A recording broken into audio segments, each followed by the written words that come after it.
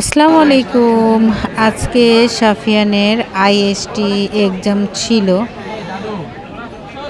ও কলেজে ভর্তি হয়েছে, তারপর আব্বুর ইচ্ছা ছিল যে ছেলে বিভিন্ন জায়গায় পরীক্ষা দিক, যে কারণে এখানে পরীক্ষা দেওয়া।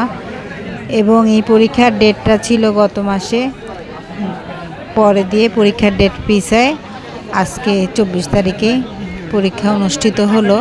এবং ওখানে গেছি, গিয়ে চিন্তা করলাম সব বাচ্চারা বের হচ্ছে এবং তাদের যেভাবে পরীক্ষাটা নিল বা নিচ্ছে, বাহিরে যারা দায়িত্বে আছে, সেজন্য চিন্তা করলাম ভিডিওটা করি, সবার সাথে শেয়ার করি।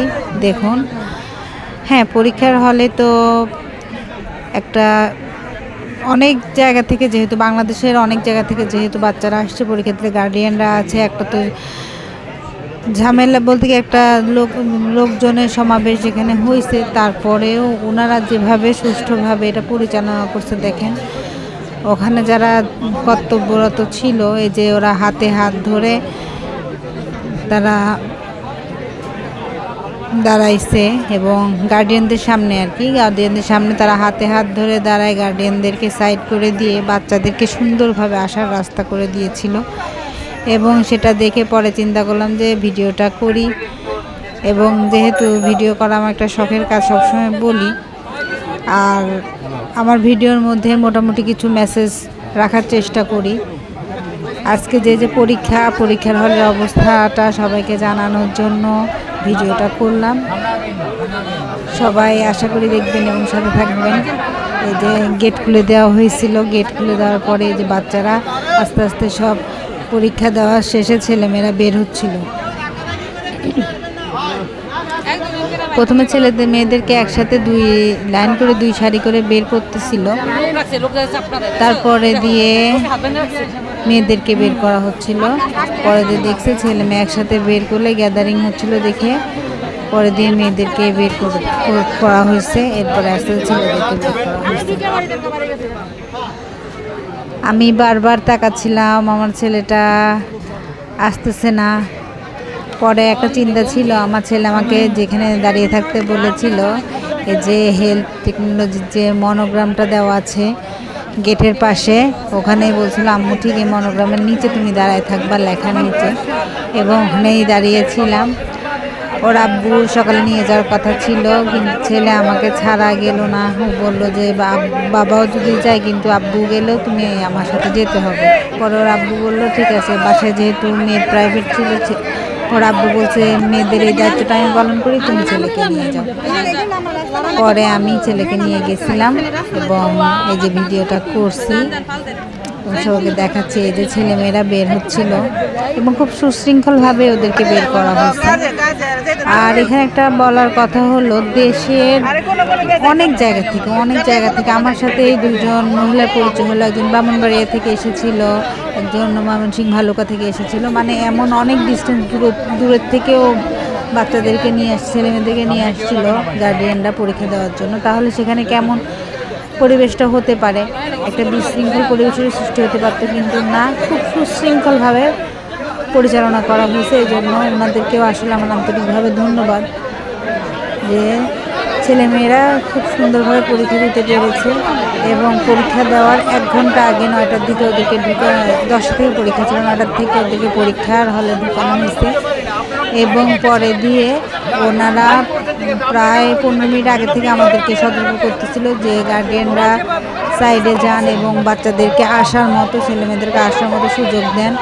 এবং ওরা খুব সুন্দরভাবে ছেলেমেয়েদের বের হওয়ার জন্য রাস্তা করে দিয়েছিল। এই যে দেখুন, এই যে অবশেষে আমার ছেলে বের হচ্ছে। এই যে আমার ছেলে এসে বলল যে না, পরীক্ষা মোটামুটি ভালো হয়েছে।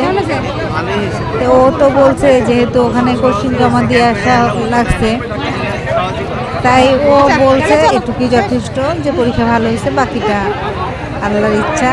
এবং ও যা দিয়েছে, আমিও অত টেনশন করতেছি না। আর এই যে ওখানে বিভিন্ন প্রতিষ্ঠান থেকে মানুষ আসছে, যেগুলো সব গিফট দিছিল ওদেরকে। পরে দোতলা বাসে উঠলাম। ওখান থেকে যেহেতু সরাসরি দেওয়ান বাসে আমরা গেছি, কিন্তু আসার সময় দেওয়ান বাস পাই নাই। পরে দিয়ে বিআরটিসি যে দোতলা বাস, সেই বাসের দোতলায় উঠছি। উঠে পরে দিয়ে যে ভিডিওটা করতেছিলাম, আমরা ফার্মগেট পর্যন্ত আসছি, মনে করছিলাম মেট্রো রেলে উঠতে পারবো। ছেলে বলে মেট্রো রেলে করে পরে ঢাকা ভার্সিটি বা শাহবাগের দিকে আসবো, কিন্তু আমাদের আসলে জানা ছিল না শুক্রবারে মেট্রো রেল বন্ধ থাকে।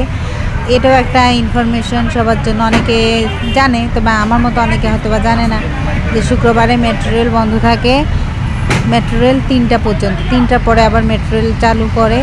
তাই কেউ যদি শুক্রবারে মেট্রো রেলে চড়তে চান তাহলে অবশ্যই 3টার পরে চড়তে হবে।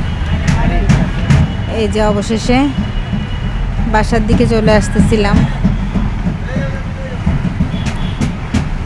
এবং তখন এই যে ভিডিওগুলো করতেছিলাম, দোতলা বাসের উপর থেকে ভিডিও করছিলাম, তাই অনেক কিছু ভিডিও করা যাচ্ছিল।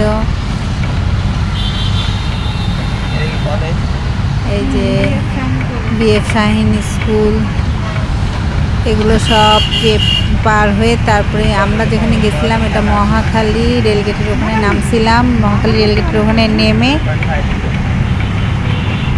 জাতীয় স্বাস্থ্য জনসংখ্যা স্বাস্থ্য অধিদপ্তর মনে হয়, ওখান থেকেই একটু আগালেই আইএসটি পরীক্ষা দেওয়ার জন্যই সাফেনকে নিয়ে যাওয়া হয়েছিল। এই যে দেখুন দোতলা বাসের উপর থেকে ভিডিওগুলো করছিলাম, বেশ ভালো লাগতেছিল। আজকের এই জার্নিটা এই পর্যন্তই আর কি, তারপরে বাসায় চলে আসা হয়েছিল। তবে যেটা আবারও বলবো, আসলেও বেশ সুশৃঙ্খলভাবে পরীক্ষাটা হয়েছে এবং সুন্দরভাবে তারা পরিচালনা করেছে, এবং পরীক্ষাটা ছেলেকে নিয়ে যে এবং আমাদের কোনো হয়রানির শিকার হতে হয় নাই, এবং খুব সুন্দরভাবে পরীক্ষাটা দিয়ে বাসায় চলে আসছিলাম।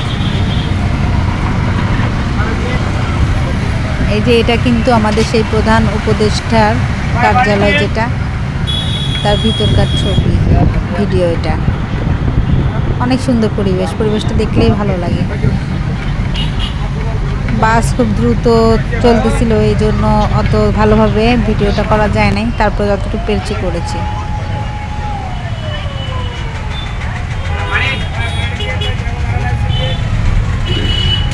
এই যে এখানে পানি বিক্রি করতেছিল, ওনার ভিডিওটাও করলাম। আসলে রাস্তায় চলতে গেলে অনেক কিছুরই ভিডিও করি, দেখা যায় অনেকে যেটা ভিডিও করেন আমি সেটাও করি। আসলে যেটা বলি যে আমার এই ফেসবুক পেজ এবং আমার এই চ্যানেলটা সম্পূর্ণ আমার একটা নিজের জায়গা, একটা শখের জায়গা। শখের বসে আমি ভিডিওগুলো করি এবং আপনাদের সাথে শেয়ার করি। যদি ভালো লাগে তাহলে আমার ভিডিও বানানোর সার্থক। এই যে আমরা এখানে আমাদের জার্নি শেষ করে বাসায় ছেলের পরীক্ষা দেওয়ায় শেষমেশ বাসায় চলে আসলাম। বাসায় এই কিছুক্ষণ হয় ঢুকছি, খুব পেরেশানি হয়েছে। তবে যেটা বলবো, ওখানে যে পরীক্ষা দিল সুষ্ঠুভাবে পরীক্ষা হয়েছে, এবং ছেলেও যেটা বলছে সুন্দরভাবে পরীক্ষা হয়েছে, এবং তারা যেভাবে স্টুডেন্টদেরকে ঢুকাইছে বা বের করছে খুব ভালোভাবে কেয়ার নিয়ে বের করছে। এটা বলার আর বলার অপেক্ষা রাখে না। এই জন্য ওখানকার কর্তৃপক্ষকে ধন্যবাদ, এবং ওখানে যে স্টুডেন্টরা ছিল যারা এই পরীক্ষার দায়িত্বে ছিল বাহিরে, তারা বেশ কষ্ট করছে। সাথে আমাদের দেশের যে পুলিশ বাহিনী, প্রশাসনের কিছু লোকজন ছিল, তারাও বেশ সুন্দরভাবে সুষ্ঠুভাবে পরীক্ষাটা পরিচালনা করলো। আজকের ভিডিওটা এই পর্যন্তই। আল্লাহ হাফেজ।